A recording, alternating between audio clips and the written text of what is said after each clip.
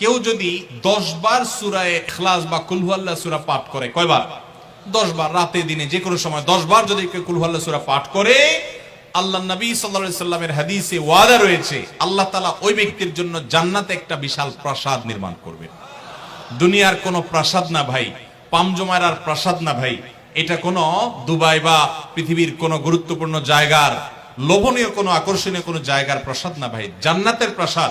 দুনিয়ার প্রাসাদ রেখে চলে যেতে হবে, জান্নাতের প্রাসাদ যে একবার পেয়ে যাবে অনন্ত অসীমকাল পর্যন্ত আর তার সেখান থেকে বের হতে হবে না, তার থেকে ছুটবে না। আল্লাহ আমাদের সবাইকে ফজিলত অর্জন করার তৌফিক দান করুন, বলুন আমিন।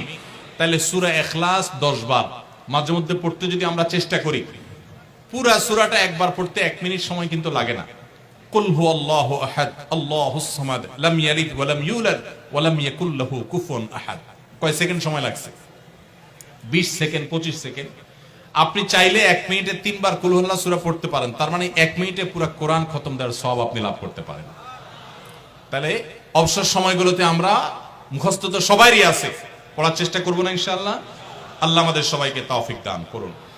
এবং পড়ার পাশাপাশি এই সূরাতে আল্লাহর একত্ববাদের কথা বলা আছে। মূল বিষয়টা সেটা, শুধু সওয়াব আহরণ করাই উদ্দেশ্য না, বরং এখান থেকে আল্লাহর একত্ববাদের শিক্ষা নিতে হবে। আল্লাহ একক, কুল হুয়াল্লাহু আহাদ, হে রাসূল বলে দিন তিনি আল্লাহ, তিনি একক, তার কোনো অংশীদার নাই, তার কোনো পার্টনার নাই, তিনি কারোর প্রয়োজন তার হয় না। আল্লাহুস সামাদ, তিনি কারোর মুখাপেক্ষী না, বরং সবাই তার মুখাপেক্ষী। লাম ইয়ালিদ ওয়া লাম ইউলাদ, তাকে কেউ জন্ম, তিনি কাউকে জন্ম দেননি আর তাকেও কেউ জন্ম দেয়নি।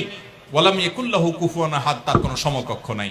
ভাইরা আমার, আমাদের সমাজে এক শ্রেণীর নাস্তিক আছে, বরং সকল নাস্তিক ইসলাম এবং মুসলমানদের প্রতি বিদ্বেষ লালন করে। তাদের বড়